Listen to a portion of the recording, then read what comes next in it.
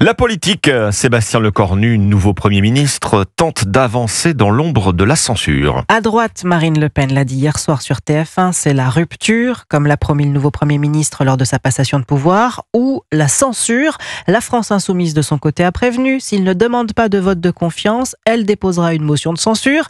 Sébastien Lecornu n'a donc pas le choix, Alexis de La Fontaine. Il faut négocier avec les oppositions, et notamment avec le Parti socialiste. Quelle est la position du parti à la rose, Alexis ?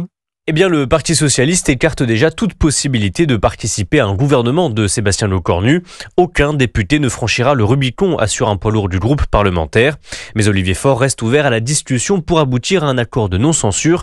En revanche, il demande plusieurs concessions, notamment sur la méthode. Eh bien, je lui demande de renoncer au 49.3, évidemment, parce que ce serait là une démonstration que la méthode change. Sur le fond également, deux mesures s'installent comme des lignes rouges pour le Parti socialiste. La première reste la suspension immédiate de la réforme des retraites, c'est-à-dire un départ à taux plein à 63 ans et non 64 ans. La deuxième, c'est la taxe Zuckman, le cheval de bataille d'Olivier Faure, car c'est une mesure symbolique qui pousserait la France insoumise à reconnaître une victoire aux socialistes. Alexis de La Fontaine du service politique d'Europe 1.